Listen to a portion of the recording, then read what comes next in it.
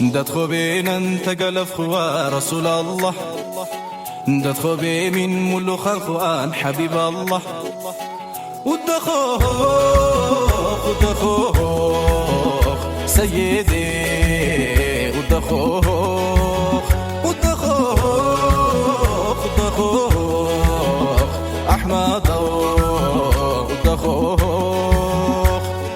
ما شاء الله تبارك الله. إيجا ودوسوتي كي قالت ما غير فيديو تسينا. السلام عليكم ورحمة الله وبركاته.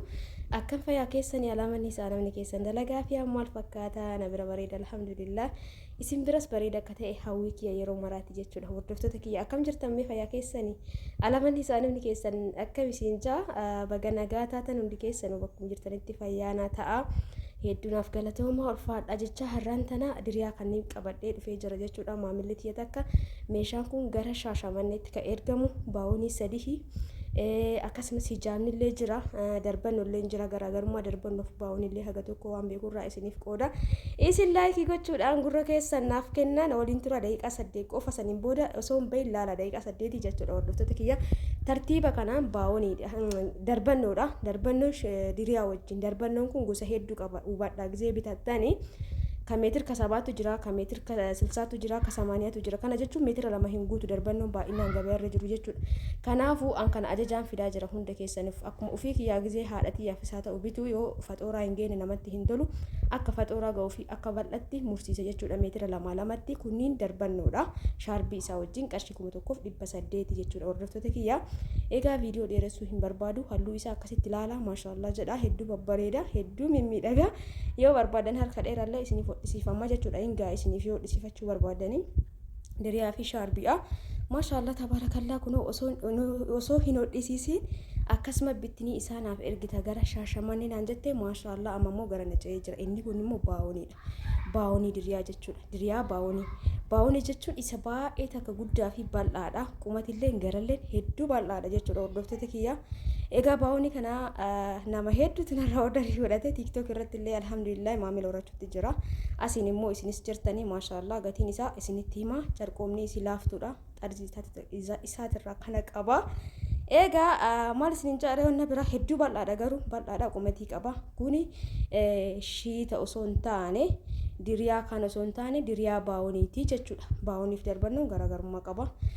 Darbaawoni makanaa ta'ee akkoota biyyootaatiin garaagarummaa qaba. Akkasumas irraa dhufuutu jira. Akka jijjiga bakka garaagaraatirraa akkuma dhufuun saayiziin isaa wal tara. Tuni hedduu takka namatti tolti. Torbee kana keessa gale jechuudha. Haarawaa diizaayinii kuni darbannoon achaan sun illee haarawaa garuu inni xiqqoo bubbulee jaakas garuu ka ammaa kuni baawoniin kun torbeeyyuu hin geenne dagalee jechuudha. Hordoftoota kiyyaa maashaallah. Asitti immoo shiitii fireejaa qabdi. Shiitiin hedduu takka gatiin bareeda maashaallah. Naan jettanii warri na galateeffattan warri firee 15 firee 20 25 na ajajattan warri viidiyoo isiniin godhin akkuma duraa duuba isiniin viidiyoo isinii godha wallahi hedduu naaf galatoomuu ulfaadha. Yaa wanillee hojiidha. Akka tokko dhiqos ta'u nin eegala ka jedhu irraa onlaayinii TikTok irratti kan yaada kana kaase yaada kana eegale. Egaa kanaafuu haga silaa gadi ba'ee suuqa hin kireeffanne kanaafuu hojii hin qabu jechuudha. Kiraamana akkasumas kan nama sarratanii akka fedhullee hin qabu shiitarratti birrii hin qaban jechuudha. Hordoftoota kiyyaa egaa akkasiin ja'a. Hundi keessanuu laayikii godhaa. Shiinni gatii meeqa jettan qarshii 450 shiitii 3 ruubiin jechuudha. 3 ruubiin 3 yoo barbaadan ni qannasa. Akkan isiniin cawristiyaa kallattiimaan darbannoo kan akkana caccabsinee kenna. Kunniin darbannoodha. Meetira 2 diriyaa isaa wajjin shaarbiin garaa keessa jira. Akka jalaa hin caccabne akkanatti dachaasa jechuudha. Akkanatti yoo deeme gara fedhee hin caccabu.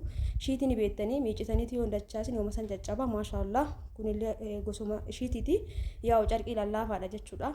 Kunniin darbannoo shaarbii wajjin qarshii 1800 diizaayiniin isaa hedduu takka namatti tola gisee hodhisiifame baay'ee bareeda laala isinimtuun ilaaltanii miti hedduu takka babbareeda halluu tanas hedduu jaaladheera. Egaa kanneen namoonni bitattan qarshii 1800 qofa jechuudha. Yeroo jalqaba bitaa ture san ni yaadadha gisee waggaa tana 2500 bitaa ture anuyyuu jechuudha. Hordoftoota kiyya kanaafuu kan ammoo isinitti meera garaagarummaa isaa kiraa manaatii fi sarratanyaa waan maallaqa kafalamuuf sansaniin bakka hin cufan jechuudha. Naggaadeen ani immoo mana keessa jira waan ta'eef alhamdulillah gatiin isaa bareedaadha. Itti aansinee gara baawonitti isin dabarseera. Wow baawonii osoo isinitti agarsiisin dura as biratti shaarbiiwwan jirti. Shaarbiiwwan kunoo maashaallah tabaarakallah Kun shaarbiin tun hedduu babbareeda garuu namarraa looyanii yaa'u fedha isiiti jechuudha. Shaarbiiwwan kana firee jaajaatti darzana tokko na ajajja jirti.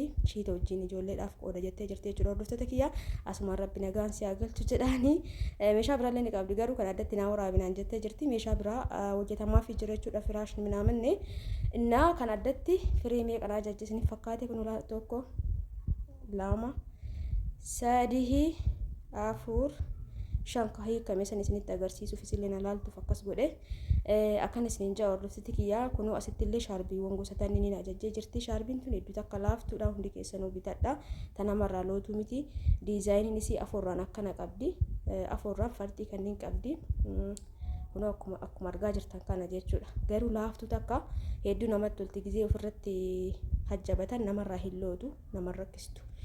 Kan qabadhe dhufe keessaa tun baay'ee takka carqooma innis namarraa hin loo'u. Kanarra garuu kiyyumarraa viidiyoo makiyya irraa natti ergite baay'inaan tiiktookii jala dhuftee eegasiitti agarsiise akka haala saniin kiyyumarraa iskiriinshaatii gootee natti ergite jechuudha. Hordoftoota kiyya baay'ee takka laaftu addaan harkisee isinitti agarsiisuu barbaade garuu harka tokkoon bilbila qabee ni yaati jechuu barbaadetti haga takka kunoo baay'ee takka babbareeda. Shaarbiiwwan tun sadiinuu garaagarummaa qabdi maallaqa irratti tun 600 tuuwwan 500 jechuudha. Hordoftoota kiyya tun 600 gatii baay'inaati lala.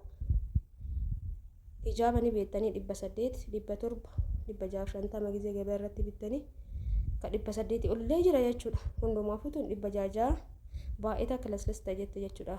Akkuma sirraa kana halluu garaagaraatiin firee jaatti sillee bitee taanillee firee jaatti gosa sadii irraa walakkaa darzana naan jettee jirti jechuudha. Hordoftoota kiyyaa laayikii godhaa isinitti tolee viidiyoo kana hundi keessanuu laayik sheer gochuu hin dagatina. Egaa darbannoo sanii jechuudha jidduun darbannoo sana osoo isinitti hin himin gatii bira darbe kuni guddaan baawoniin 2800 baawoniin jechuudha. Inni guddaan hababa daqqaaqii qabu sunniin 2800 darbannoowwan sun immoo 1800 isinitti himee jira. Garaagarummaa qaba. Carqoomni isallee wal tara baawonii jechuun isa baay'ee guddaa fi bal'aa ta'e darbannoon jiddu galeessa jechuudha. Hordoftoota kiyyaa gosoota darbannoo keessaa garuu isa guddaadha. Darbannoon na bira jiru gosa darbannoo gosa sadii fa'aa jira. Ka qarshii 1000tu jira lamaan isaa walirratti. Ka qarshii 300tu jira. Garuu onniidha. Faxooraa namaa hin ga'u jechuudha. Akkasitti akka hubattan abdiin qaba.